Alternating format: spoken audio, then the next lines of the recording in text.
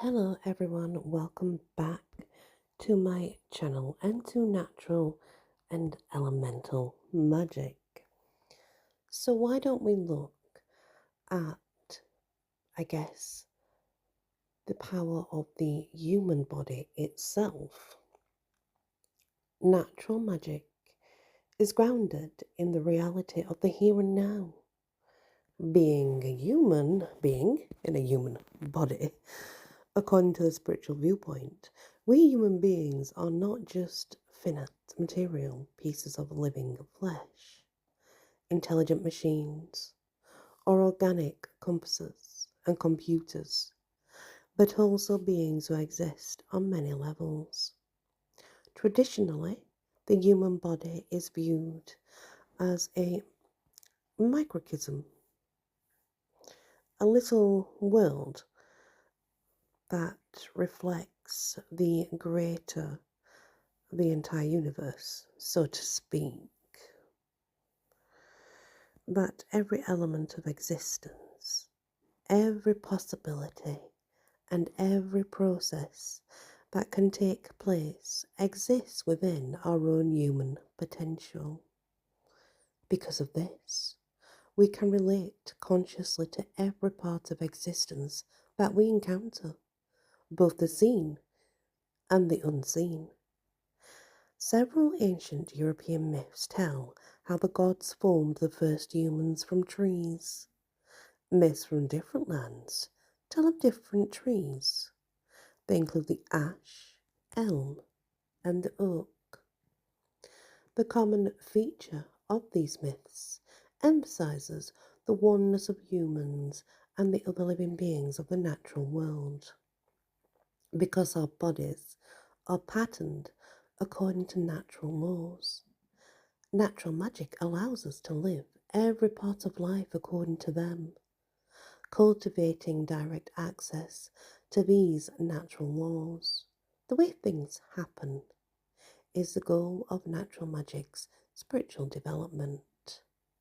When we achieve this goal, we are integrated with the cosmos and reflected in every way, just as in the ancient Egyptian magical maxim, as above, so below. Thousands of years ago, the ancients recognized that the human body has a harmonious structure. Its dimensions, proportions, and the way that it moves perfectly express the harmony of nature. Sacred artifacts, including buildings, are ideally related to the human body. The Roman architectural author, that was Marcus Polo, writing ca. 28 BCE, tells us that temples must have an exact proportion calculated from the ratio of the members of the human body. When such a holy building is made, then the humans within it are part of a larger whole that itself reflects the structure of the cosmos. Thus, true integration of the human with the all takes place. This integration is not a loss of self or identity, for each of us is personally unique in space, time, and circumstance. Thus, natural spirituality teaches us that the finite, which is within us, can contact and become integrated with the infinite. Following the maxim, the as above, so below, the magical worldview relates to the various parts of the body to the signs of the zodiac. The signs are said to rule the corresponding body parts. The head, sight, and expression are ruled by Aries, the ram. The neck, throat, and voice by Taurus, the bull, while Gemini, the twins, correspond with the arms. Cancer, the crab, is linked with the chest, breasts, and stomach. Leo, the lion, with the heart. Virgo rules the abdomen and intestines. Libra, the scales, is linked with the kidneys and the navel. Scorpio, the genitals. Sagittarius, the archer, corresponds with the thighs. Capricorn, the goat, is linked with the knees. And Aquarius, the water carrier, with the lower legs. Finally, the twin fishes Pisces rule the feet. But as the signs themselves denote not only heavenly constellations, but also qualities or collections of attributes, so they are also symbolic. The relationships to the parts of the body are also symbolic. The meaning of the sign denotes the subtle qualities present in the corresponding part of a human body. Our existence is part of a process. Nothing exists without coming from somewhere. Material existence, form, and its energy on the seen and the unseen levels is the result of what went before. The sum of all the events that led to the present existence of anything, obviously. Fate. And there's another word that's used for it as well, law, which means both primal laws and primal layers. It's more than simply the laws of nature or the record of history, for it includes all of the factors that determine why anything in existence is as it is. Every human being has his or her own personal log, which includes our genetic makeup, our collective and individual history, or every other relevant factor in our existence. We cannot escape this, for we cannot change the past or the circumstances that come from it. It accumulates as we grow.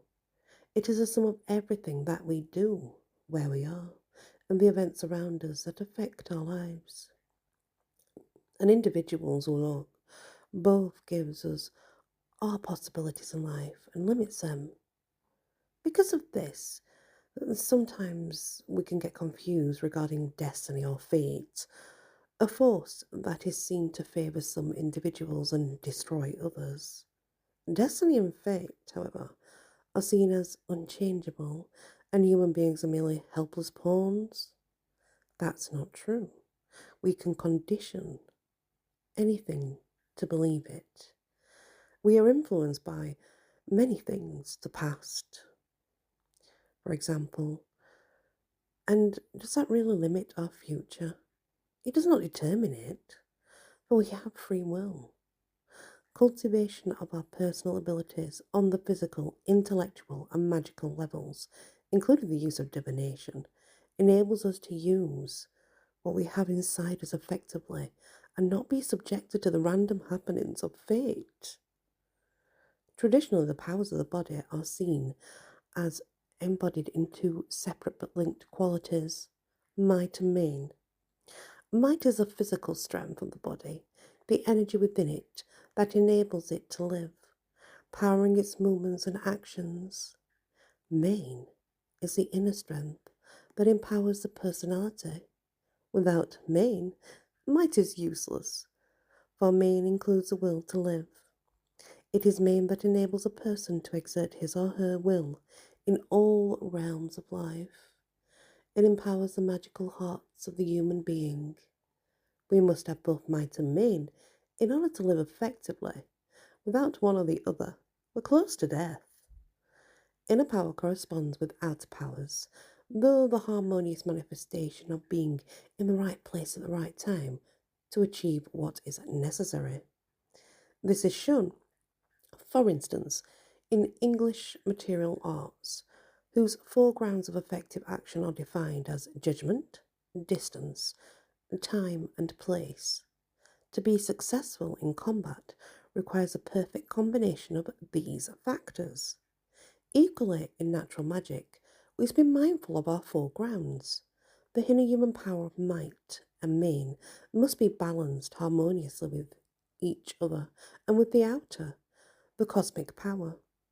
When both are in alignment, then the human is at one with the cosmos. Maintaining this equilibrium is a constant task.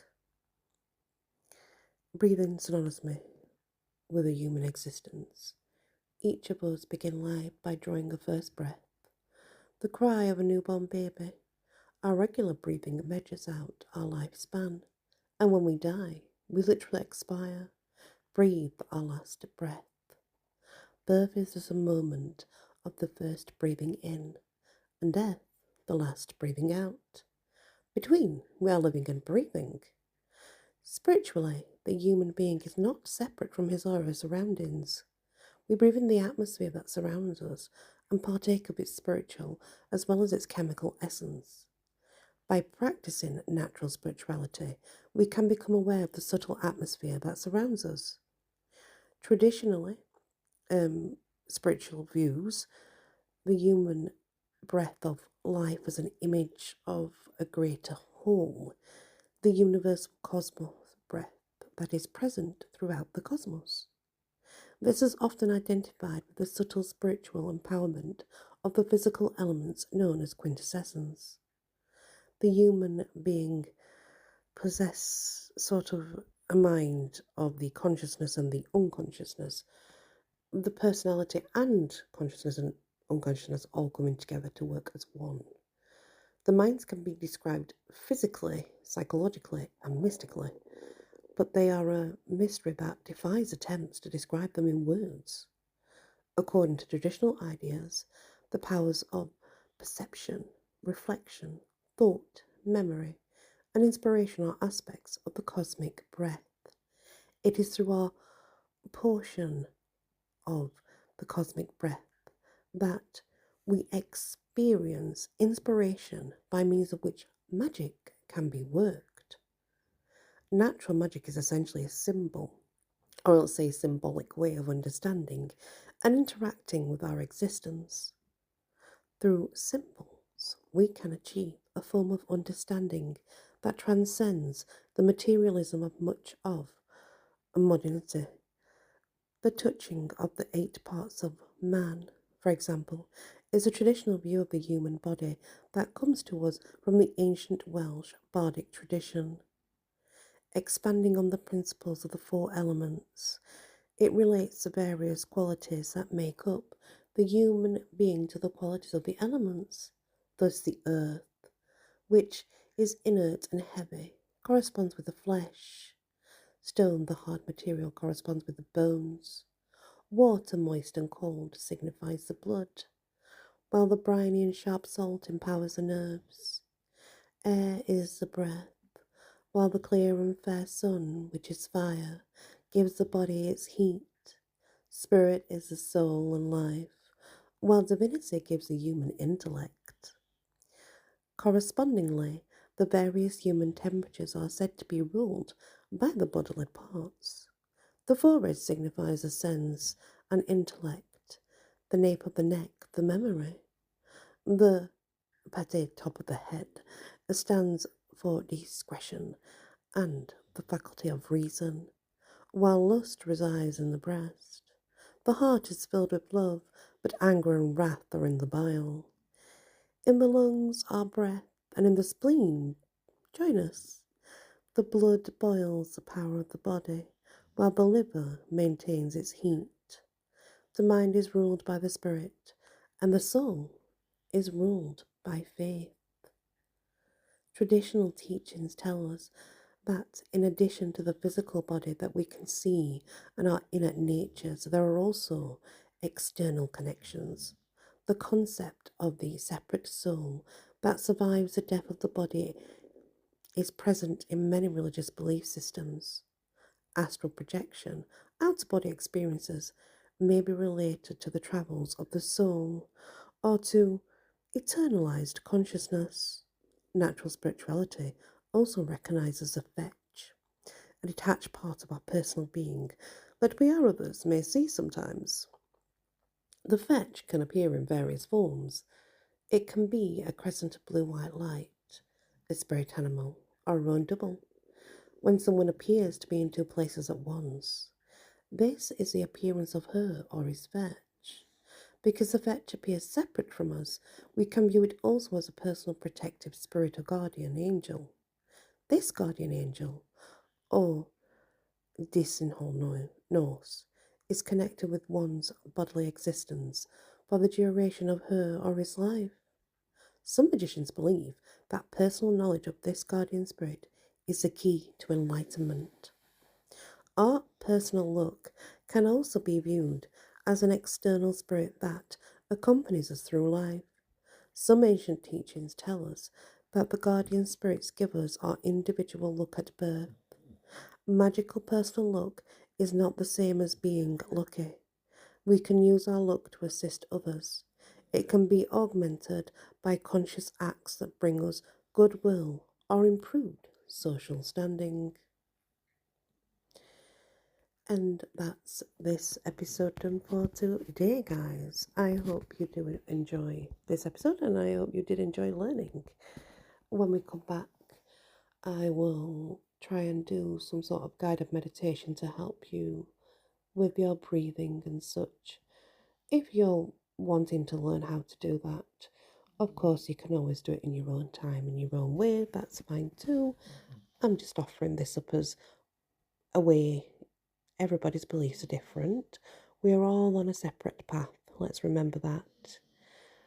Anyway, guys, I truly appreciate you being here and listening to this. I really do. Please hit that like, share if you can, and if you've not yet subscribed, please consider doing so. Many blessings.